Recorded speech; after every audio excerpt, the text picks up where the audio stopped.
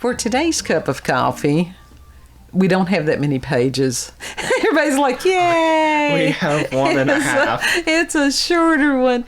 Yes, because this was taken from many different sources. There was no one anything, and so I would pick like a sentence here, make sure that it was verified by a sentence in another article, and so I'm going to take the credit today. You of course will also cite your sources as well as per usual in the No, description, because right? if I took one sentence, if I read one sentence in something and somebody else 42 articles later had the same sentence, no, I just assumed that means, okay, both of these sentences are correct. And hell, none of them may be correct. But it's not just one article like I had been using, because I couldn't find just one article Right. that said what I wanted to say. Yeah. And so I wrote it myself. Okay, that's fine. And I wrote it with words that I can usually speak. Dear Lord. Yeah, really. So what we're going to be discussing today is the Grim Reaper and how did that come to be. And we have cats. So if you see something get bumped or whatever like that, they have been crazy. We don't know what is going on with them. They've been super needy. They really, have truly just been tearing up everything. Yeah. They may meet the Grim Reaper soon. Yeah, I've threatened to smack Milo several times Yes. already.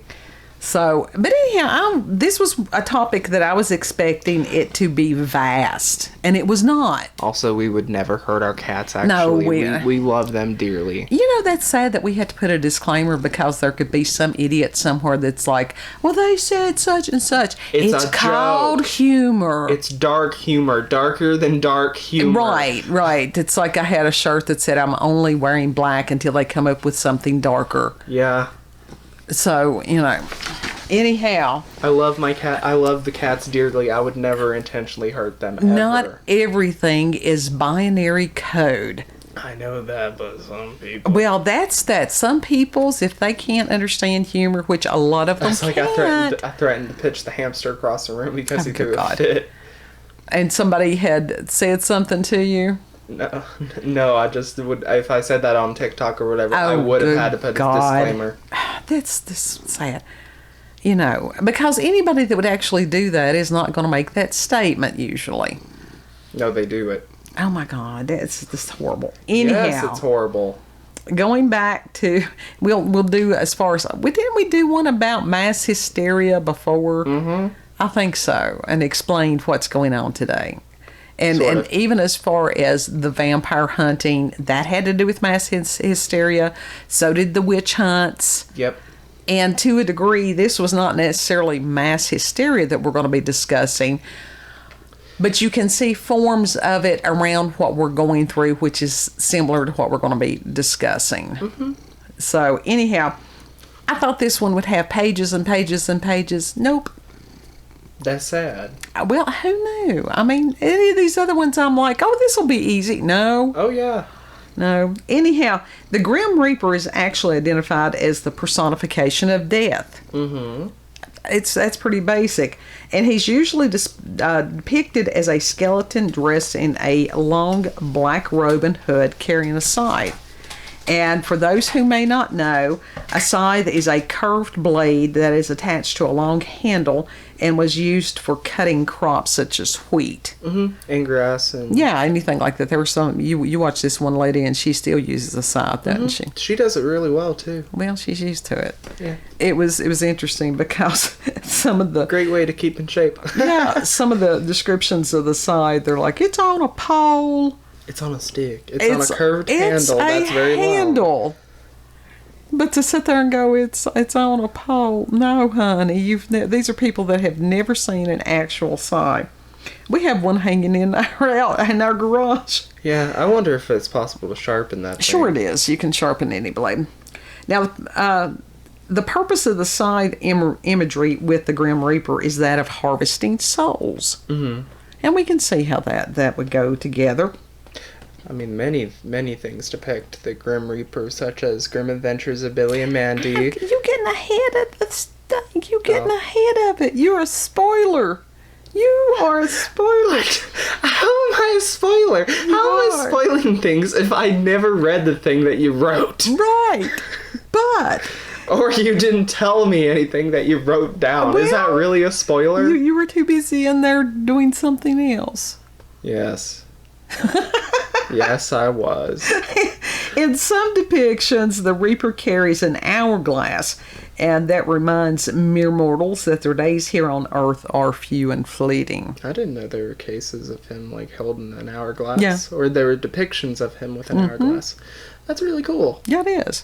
So I like that. The image of the Grim Reaper, as we understand it today, became commonplace in the 14th century during the bubonic plague. And that's also known as the Black Death, which began in 1347 and killed 1/3 of Europe's population.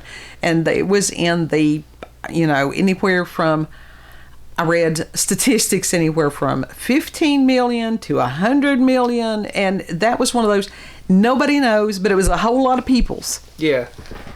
And the Black Death originated, this was interesting, in Central Asia and spread from Italy and then throughout other European countries. And I did not know that. I didn't either. There were a couple of Arab historians that I'm not even going to try to pronounce their names that believe the Black Death originated in Mongolia.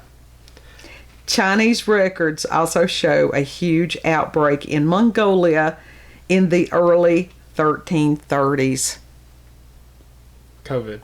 Yeah. That's what I thought when I read that. And I'm like, oh shit, history repeats itself. Very much so. Now, bubonic plague is one of 3 types of plague caused by the plague bacterium. It's Yersinia pestis. Now, that is different. I did look that up as far as it is a different bacterium than what causes tuberculosis. Okay. So, whoever that, I should have checked my source on that last night. So, it is not bubonic plague of the lung. That's its own thing. The 3 types of plague that result from this same bacterium: bubonic plague, septicemic plague, and pneumonic plague. What is pneumonic plague? That means that it attacks the lungs. Okay. And like sepsis, that's your bloodstream. Oh. So, with bubonic plague, 1 to 7 days after exposure to the bacteria, flu-like symptoms develop, which includes fever, headaches, and vomiting, as well as swollen and painful lymph nodes occurring in the area closest to where the bacteria entered the skin. Occasionally, the swollen lymph nodes, known as buboes, B-U-B-O-E-S, may break open. And it's like these huge pustule things. I mean, it's a gross thing. And in the bubonic form of plague, the bacteria enter through the skin through a flea bite and travel through the lymphatic systems to a lymph node, causing it to swell. Bubonic is the Greek term for groin.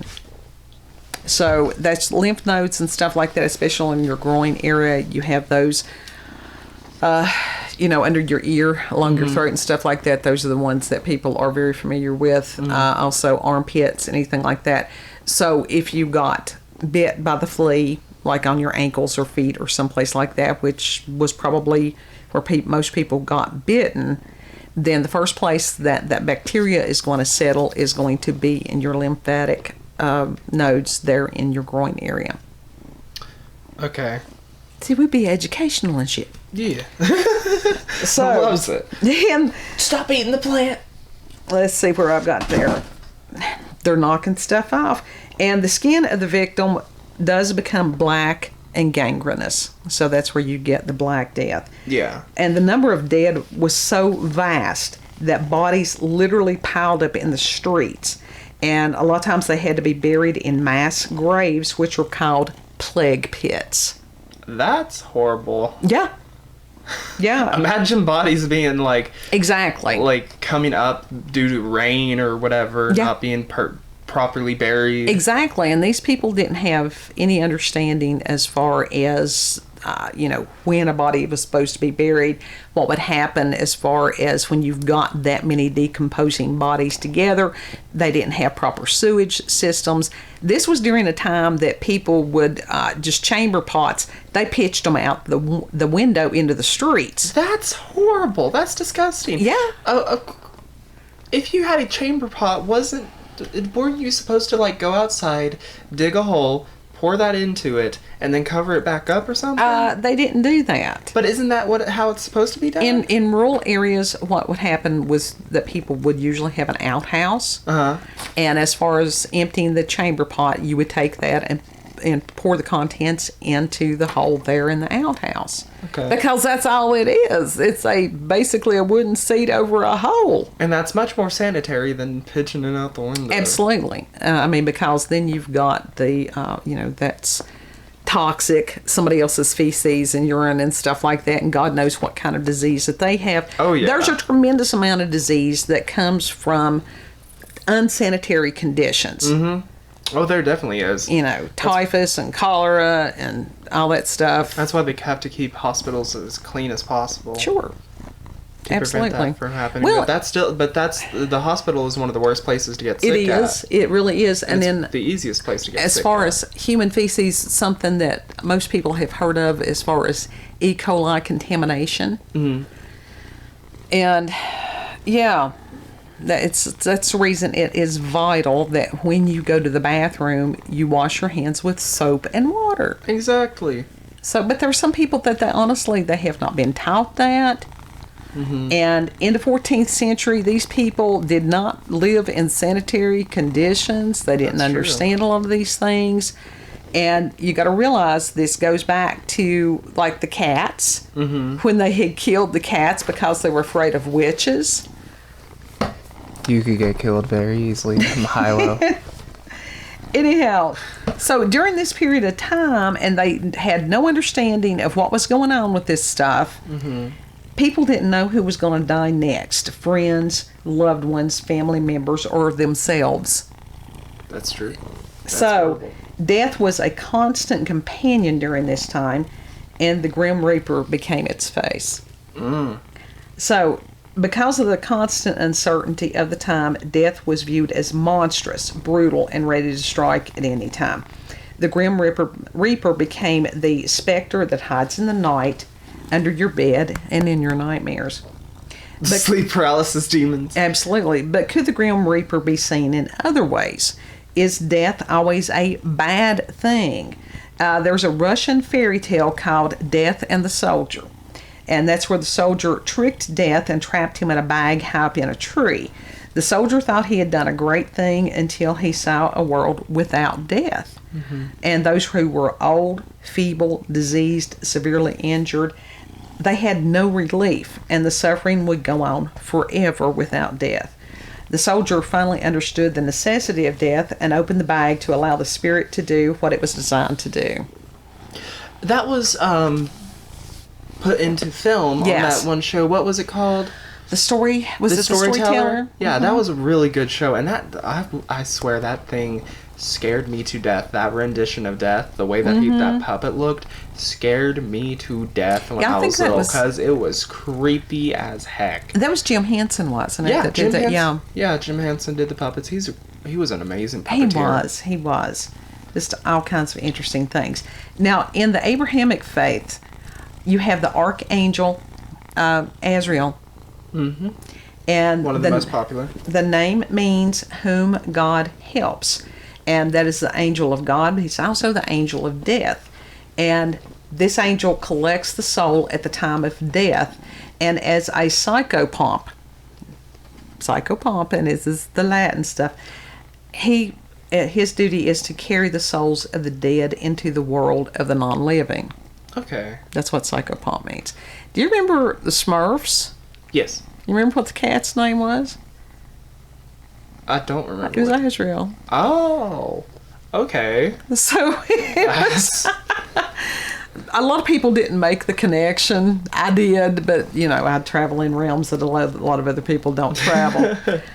So the Grim Reaper can also be viewed as Memento Mori, which is Latin to remember that you have to die.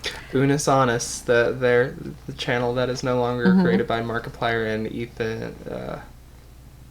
I don't remember his last name, but Crank Gameplays. Unus Annus, their memo was Memento Mori, and basically that was because the channel only lasted 1 year before they just deleted everything. Yeah. And you know, with Memento Mori, it's never a bad thing to be reminded that every day counts. That's the whole lesson that they were trying to teach with that. Exactly. And it's not a matter of being morbid, it's a matter of reality. And especially in today's world where people want to put off this and put off this and put off this, and that they will sit, have issues with this, that people will devote their time to people that they have no clue about because they're in a screen, in a box, and will ignore the people that are sitting right in front of them because they don't want to believe that the people that are sitting right in front of them may someday not be there. Because it's heartbreaking. Well, it's taking someone for granted. Yeah. You know? But it's always heartbreaking losing people. Sure it is. But the other is to be emotionally detached to where you try to numb yourself. That's not living. That's just, you know. Yeah. That's denial of life. Life, it has the good parts and it has the bad parts. But for those who believe, death is not the end.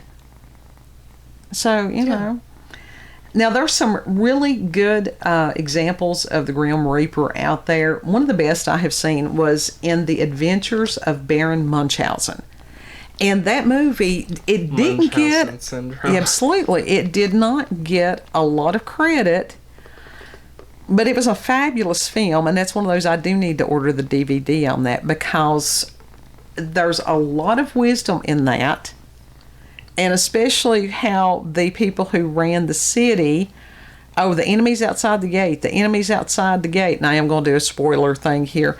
And that Baron Munchausen, he kept telling them, he's like, there's nothing there.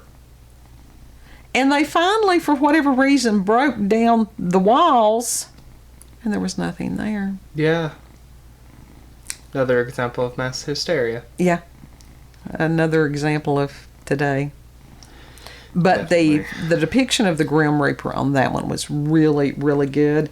Another one is A Christmas Carol, and I especially love the one with George C. Scott. And that was, the Grim Reaper was the ghost of Christmas future. And where you didn't necessarily see the skull, but that foreboding, and you knew what it was, and especially as it, pertained to the character of Scrooge. And at point. Absolutely. You could see the bony hand. Oh, yeah. And that noise that they made, it was very odd. It wasn't a theremin, but it was just creepy. It was creepy as everything. It was purposeful. It was a great. Creepy. Yeah, so if you haven't seen that version of A Christmas Carol, look for that one. It's really good. It really is. It's the best one I've ever seen. And then the animated show, The Grim Adventures of Billy and Mandy. One of the best shows out there. It was great. It was this great little goth cartoon, and that Grim was the Grim Reaper, and that they had stolen his scythe, and so they had forced him basically to do whatever they wanted him to do. Yeah. And it was great because he had a Jamaican accent. He was awesome. I missed that show so much. Oh, it was good. It was so good. So this Halloween, if you see the Grim Reaper, just give him a nod and a wave. He's just doing his job. Yeah.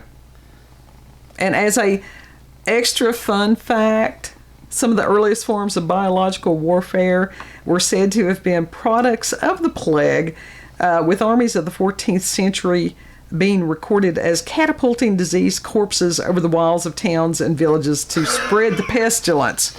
Oh my God. But even before the plague, they would do that with animals. When they had died and they had bloated, they would catapult them over the walls. That's hilarious. Well, yeah. If Bring you're like out us, your dead. bring out your dead.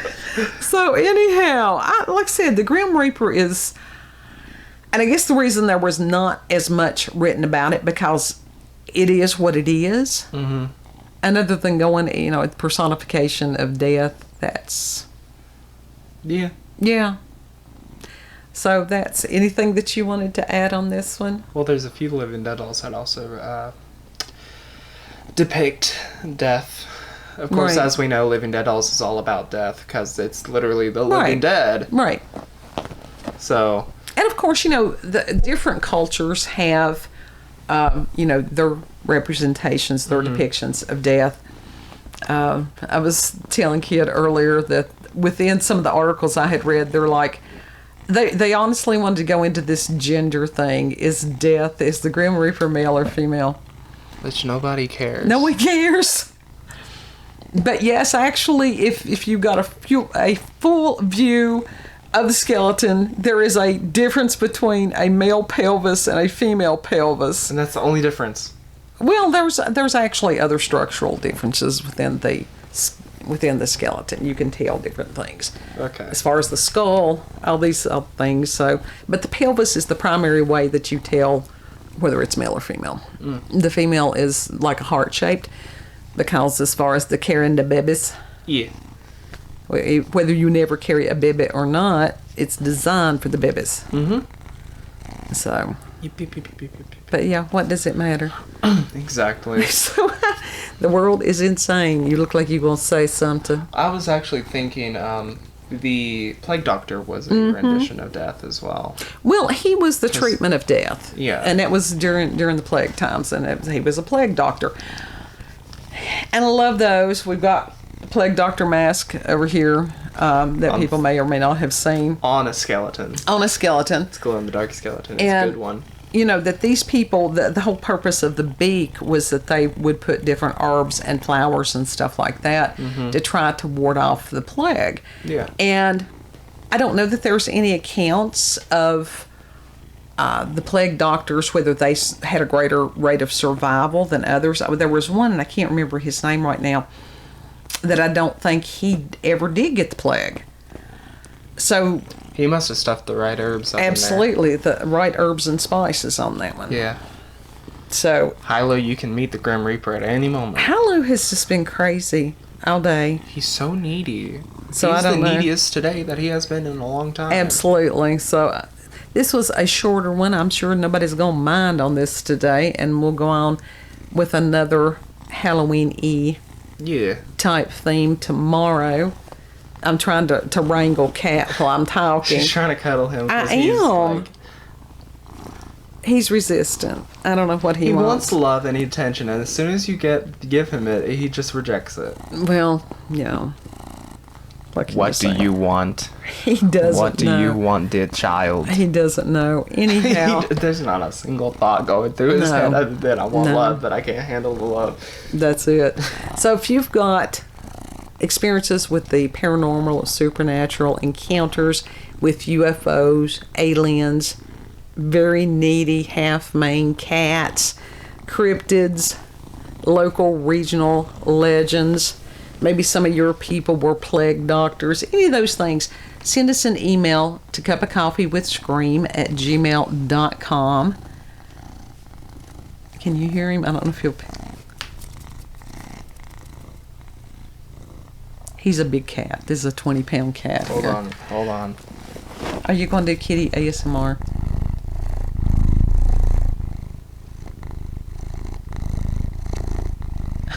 There you go. That's it. That's your ASMR for today.